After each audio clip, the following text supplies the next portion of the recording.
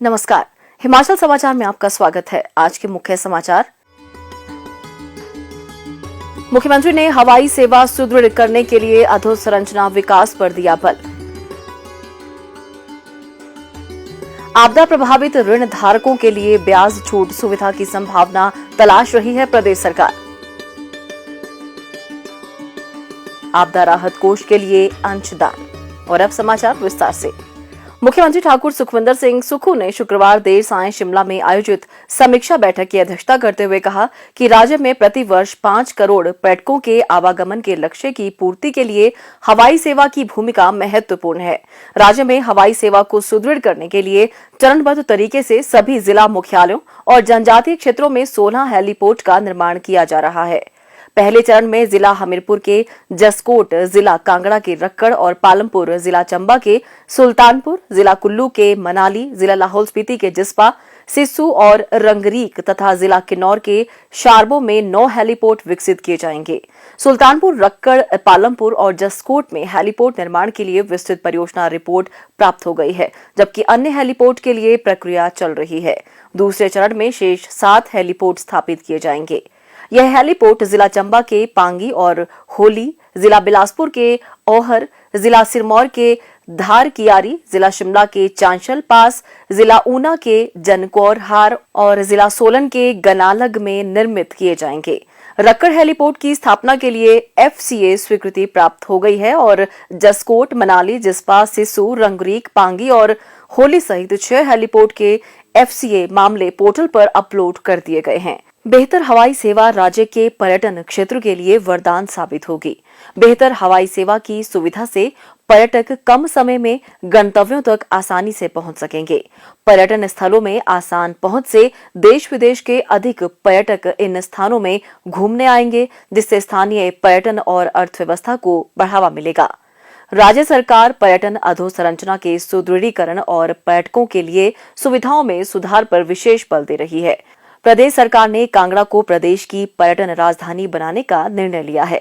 इस पहल के तहत आगामी समय में कई नई परियोजनाएं क्रियान्वित की जाएंगी और राज्य सरकार पर्यटकों की यात्राओं को अधिक मनोरंजक, सुलभ एवं अविस्मरणीय बनाने के लिए क्षेत्र में पर्यटन विकास के लिए 3000 करोड़ रुपए व्यय करेगी।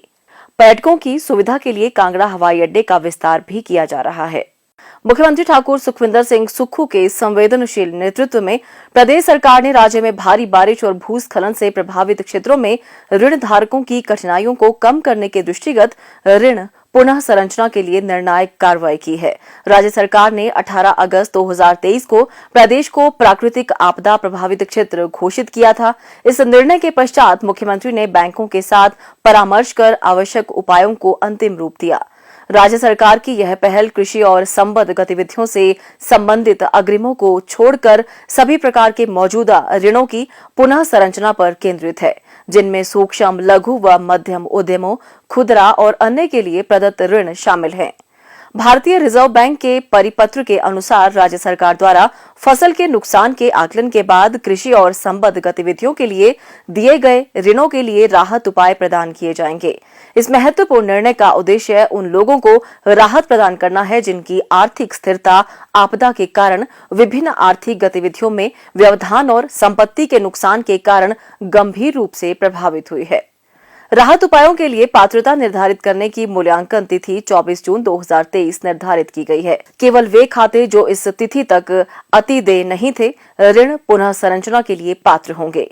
संपूर्ण पुनः संरचना प्रक्रिया सरकार द्वारा प्रदेश को प्राकृतिक आपदा प्रभावित क्षेत्र घोषित करने की तारीख 18 अगस्त 2023 से 3 महीने के भीतर पूरी की जाएगी।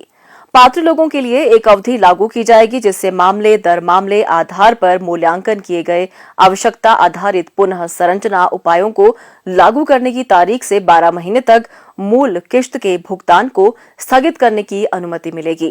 प्रभावितों को राहत के दृष्टिगत यह महत्वपूर्ण निर्णय भारतीय रिजर्व बैंक की सभी विनियमित संस्थाओं पर लागू होगा, जिसमें अनुसूचित वाणिज्यिक बैंक, क्षेत्रीय ग्रामीण बैंक, ग्रामीण और शहरी क्षेत्र के सहकारी बैंक और लघु वित्तीय बैंक शामिल हैं।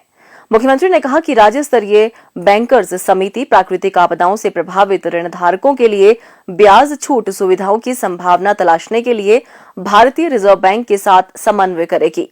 राज्य सरकार के इस कदम से प्रभावित ऋणधारकों को आवश्यक वित्तीय राहत मिलने की उम्मीद है, जिससे उन्हें इस विनाशकारी प्राकृतिक आपदा से उबरने एवं अपने व्यवसायों के पुनः स्थापन में मदद मिल सकेगी।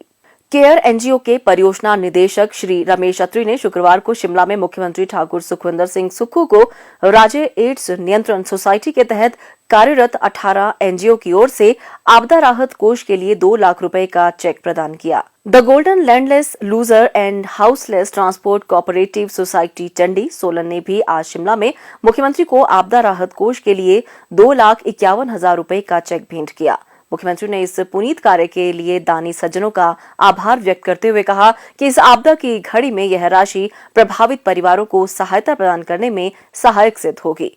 उन्होंने लोगों से इस कोष के लिए उदारतापूर्वक योगदान का आग्रह भी किया।